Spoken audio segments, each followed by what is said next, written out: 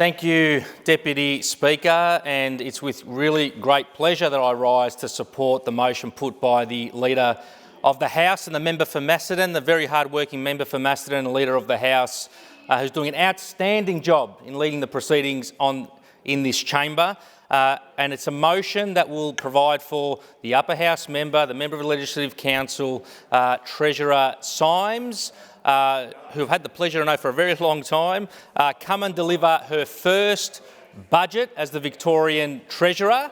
But indeed, it's our 11th budget as a Victorian state Labor government since being elected in 2014. And I look forward to it as the member for Pascoe Vale, Coburg and Brunswick West for many reasons, but I know that just like the previous Labor budgets we've been introducing through this chamber prior to my time and subsequently, it will be a budget, unlike those opposite are claiming, it will be a budget that's all about jobs, a budget that's all about education, a budget that's all about health, well-being. Order. The Manager of Opposition Business on point of order. Given the amount of time that the member's leader says she cannot foreshadow what's in the budget that's next week, this is a very narrow motion, Deputy Speaker, and I would ask you to ask the member to come back to the narrow confines of the motion and be relevant. I don't uphold the point of order because this debate has not been narrow-ranging from the offset. I would encourage all members to stay close to the topics that are in the motion, not going to specifics about a pre-budget speech. Member to continue. Thank you, Deputy Speaker. I just find it absolutely astounding, with the greatest of respect, Deputy Speaker, that every time on this side of the House we start talking about things like jobs, schools, kinders, hospitals, upgrading our transport system, taking action, real action on climate change, which is a real thing, believe it or not, action on social justice, prevention of family violence, all the things that matter to Victorians, cost of living, the opposition get up and use another procedural excuse or reason. My point proven. Order. Point of order. Deputy Speaker, the member on his feet is defying your recommendation to not foreshadow what's in the budget. He's also attacking the opposition. There's a bunch of points of order we could raise. But really on relevance, this is a very narrow procedural motion and he is straying from that and seeking to foreshadow what's in next week's budget.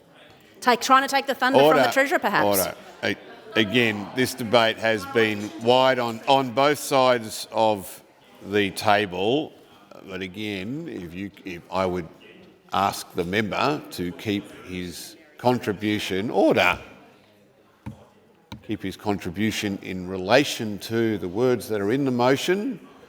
Context is acceptable. Thank you, Deputy Speaker. I always welcome your guidance, of course. But along with the key policy priorities that the opposition don't want to talk about, I just wonder why the Shadow Treasurer hasn't spoken on this motion. The Shadow Treasurer, who we heard from the Leader of the House earlier on at the start of this debate, who's now in the chamber, he's staying very silent, he's staying very quiet, but we know he's been making a lot of noise in the lead up to this motion being moved. The Manager of Opposition on point of order. Deputy Speaker, I would like to bring your attention to the state of the House. Is quorum present? No quorum present. Ring the bells.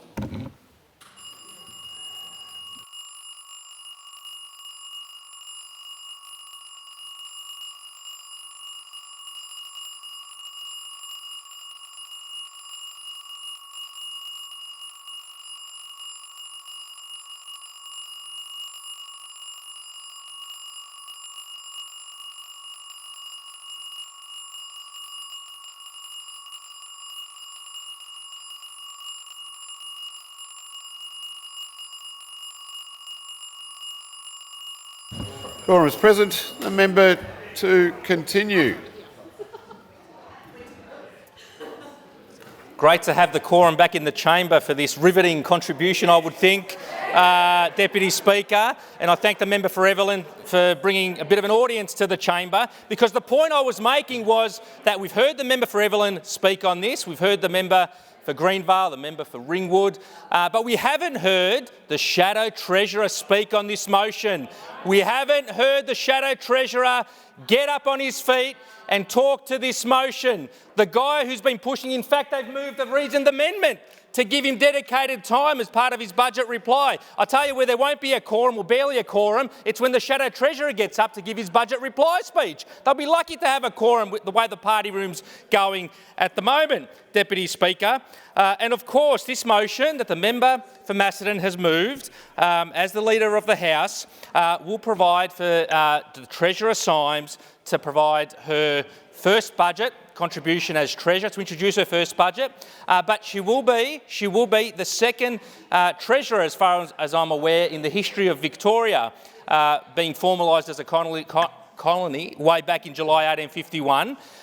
The first Treasurer from the Upper House having come or introduced or led a budget process as Treasurer from the Upper House, having been none other than previous Treasurer, Labor Treasurer, John Lenders. John Lenders, Deputy Speaker, and at the time of that process and that debate and the opposition making a bit of noise and hoo-ha around that time as well, it was very clear, and as the member for Greenvale has very, very well put, there is no constitutional impediment in Victoria from a Treasurer in the Upper House coming to the Lower House to introduce and progress appropriation bills or relevant budget bills. And in fact, don't just take my word for it, Deputy Speaker, I'd encourage others to take the word of the then Shadow Treasurer, now still member for Rowville, who's in this chamber in this current parliament, and he said at the time, and I quote, in an Age article of August the 3rd, 2007, he said, "Ministers should be controlling their own legislation,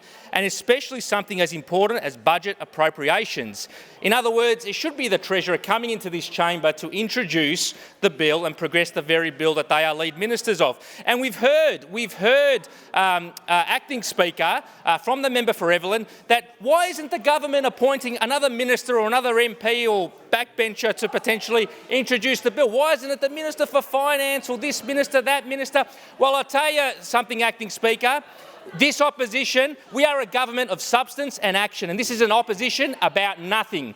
It's an opposition about nothing, just like the show about nothing. And in the show about nothing, you had George Costanza going around pretending as Art Vandelay to be the architect, to be the marine biologist, to be everything and anything under the sun. But he was nothing, just like the show and just like this opposition is nothing. They mean nothing, they are irrelevant. And if that's the best they can grab onto, I mean, God help the Victorian people if they were ever to get in back to the reins of power. Acting Speaker, they're obsessed. It's a Liberal opposition that's obsessed with procedures.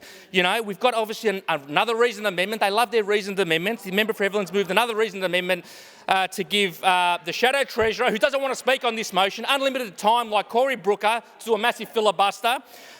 Which I don't reckon the member for Brighton would have the stamina to do, by the way, no chance. But it's also in the Upper House, Acting Speaker. David Davis, the Leader in the Upper House, is obsessed with moving procedural motions using crucial, precious time in the chamber to talk about procedural changes, about document release and all these technical things that people in the public don't care about. A few weeks ago, I used, and we as a government always use our MPI time to talk about things that matter, cost of living, and at the same time, David Davis who moves motions that are just irrelevant, absolutely irrelevant. And they're obsessed with their own internal procedures as well. We have to acknowledge the fact that this is, as far as I'm aware, the first political party in Victoria anyway that's gone on to sue, have members of themselves sue each other, take each other to federal court, which should not happen. No one... The member for Evelyn, on a point of order. Acting Speaker, again, this is a very narrow procedural motion. The member is strayed well and truly outrageously beyond what's contained within here. He may be performing again, but all this Labor government is doing, and all he is doing right now is delaying the Treasurer, delaying a vote on the Treasurer coming in to deliver her budget speech. What are they worried? The horror budget? Come on. I ask you to provide succinct points of order. Yes, I do believe the acting speaker said as white as nomadic people, but if we could refer in the last 6 seconds, go, please, member for Pascoe.